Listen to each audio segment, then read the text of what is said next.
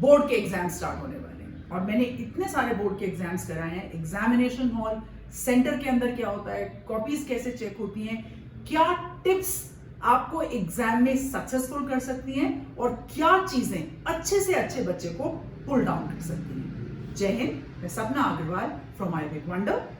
Video के start होने से पहले वीडियो को लाइक कर लें, चैनल को सब्सक्राइब करें। मेरे वीडियो के अंदर 3 स्टेक होल्डर्स के लिए खास बातें होंगी। वीडियो के शुरू में मैं पेरेंट्स की बात करूंगी, फिर बीच में कुछ स्कूल्स की बातें करेंगे और आखिरी में सबसे इंपॉर्टेंट चीज जो इस वक्त है वो है बच्चा जिसके बोर्ड के एग्जाम है, उनको कुछ खास tips. And if you follow these tips, I am very sure अभी तक भी एवरेज पढ़ाई करिए ना तो भी मार्क्स ले आओगे। तो चलिए बात शुरू करते हैं। बहुत सारे लोग बोलते हैं, बहुत सारे क्या सारे लोग बोलते हैं that parents and school are a team who must work together on a product called child. करना चाहिए एक टीम की तरह वर्क कर ले तो इससे अच्छी कोई बात नहीं है, लेकिन सच्चाई ये है ये कोई टीम नहीं है। दिस ऑल एक थ्योरी है, बिलीव कर रहे हैं इसके अंदर। क्यों? क्योंकि पेरेंट्स के पास अपना एक प्रोडक्ट है, एक बच्चा, 2 या जितने भी बच्चे हैं, और उनको उस प्रोडक्ट की चिंता और उनको उसके लिए जो मर्जी कर सकते हैं वो बच्चे के लिए सब कुछ पेरेंट्स करने की कोशिश करते हैं, है ना।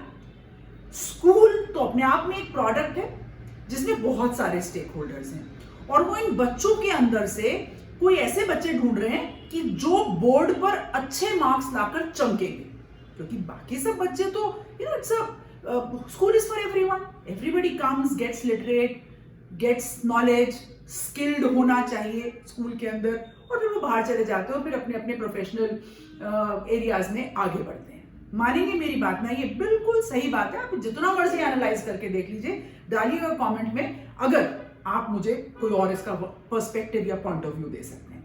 अब देखिए होता क्या है, सबसे पहले पेरेंट्स के लिए बात करते हैं। तो जब बच्चों के बोर्ड के एग्जाम आते हैं ना, आप इसको एक हवा बना देते हैं बच्चों के बोर्ड के एग्जाम। तो बोर्ड के एग्जाम्स आ गए, बेटा पढ़ ले।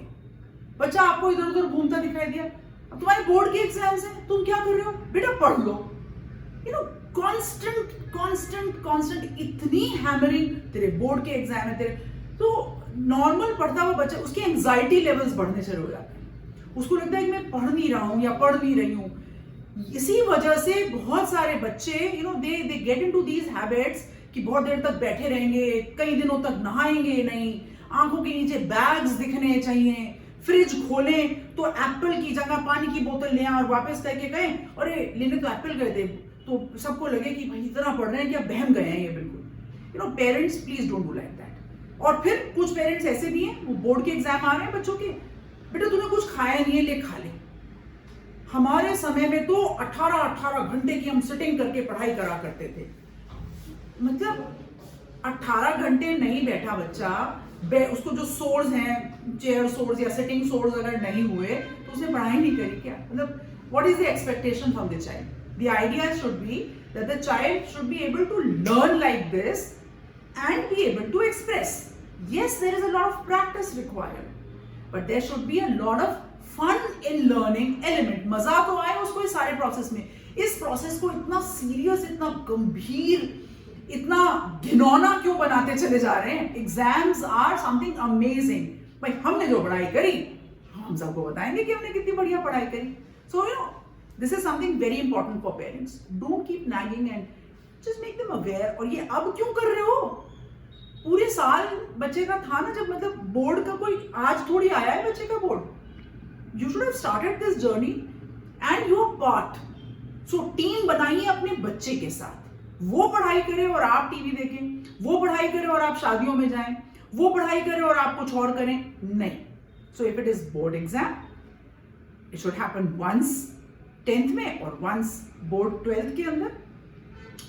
Give time, give space. अपनी चीजों को, अपनी एक्टिविटीज को थोड़ा स्लो कर लें। रिलेटिव्स, फ्रेंड्स वगैरह को भी बता दें, नॉट बिकॉज की बोर्ड एग्जाम है, it is something like we value exams, we respect. Child also feels warmth around. बच्चे जो हॉस्टल में रह रहे हैं उनका भी तो सोचिए ना, उनके स्कूल्स में भी उनके टीचर्स जो जहां पर होंगे वो उनको फुल डेडिकेशन, फुल टाइम देते होंगे। ऐसा थोड़ी होता है अब हमने तो तुम्हें पढ़ा दिया, तुम हॉस्टल में रह रहे हो, अब तुम पढ़ाई करो, हमारी छुट्टी। ऐसे नहीं होता है ना। So as parents, team up with your child, ask the child उसकी क्या रिक्वायरमेंट है है ना, उसको क्या चाहिए ऑब्जर्व कर लें, बच्चे से बातचीत कर लें, क्या चीज अच्छी लग रही है पढ़ाई करने के लिए, प्रैक्टिस पेपर में कितना आया, और बाई चांस उसके कम आ जाए तो अरे भैया तुम्हारा कुछ नहीं होने वाला, कुछ नहीं हो सकता तुम्हारा. Don't say all these things. The next thing is for schools. So it's a good idea to give a target to children कि वो अच्छी पढ़ाई करें, अच्छे परसेंटेजेस लेकर आए. It's a very good thing कि आप अपना बोर्ड बनाते हैं, बच्चों को एक साइड इस बोर्ड पे आना है, you know, that kind of a thing. You know, some children they like it, but also remember that the school is a mix of all kind of children. Yeah? So there are children those who will be doing exemplary well, and there are children those who are there and they are in that set of subjects because they did not have many choices to make. So you know, there are certain set of subjects which however they tried they could not like it for various reasons. So it's very very important that you know you are able, your teachers, they are able to give them tips, ideas, not tricks, right? So there's nothing called trick. So tips and ideas which they can actually implement while they are studying and actually reproduce it or recreate it in their examination papers. Remember, ध्यान रहे, teachers and schools come with a lot of experience of board exams. Right, even आपका school अगर पहली बार board conduct करा रहा है तो आप उस सिस्टम से कई बार निकले हुए होंगे. तो बच्चों को वही चीजें बताएं जो उसके है. इतना सारी चीजें, इतना सारा ज्ञान ना दे दें कि उसको समेटना ही भारी हो जाए, उसको लगे मेरे तो कुछ समझ ही नहीं आ रहा है क्या करना है. पूरे साल भी मैंने बस पढ़ाई करी, अब मेरे को, and the child starts looking in for some shortcut from somewhere. बहुत टाइम वेस्ट होता है बच्चों का. So it's responsibility. Correct. So team up with the children as a school. अब मैंने पहले ही कहा था, यहां से हम बात करेंगे वही मुद्दा, वही प्रोडक्ट जिसको हम बच्चा बोलते हैं.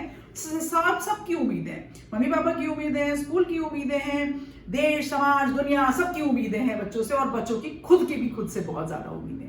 देखो बेटा, सबसे पहले आपको क्या करना है, पढ़ाई आपने पूरे साल बहुत अच्छी करी, जैसी करी, अब समय आ गया है एग्जाम्स को देने का. फिक्स्ड डेज हैं, फिक्स टाइम शेड्यूल है, डेट शीट भी आ ही गई है. प्रैक्टिकल्स आप से जो बच्चों के पास प्रैक्टिकल सब्जेक्ट्स है वो दे रहे हैं. Once you have done your practicals, forget it for a while.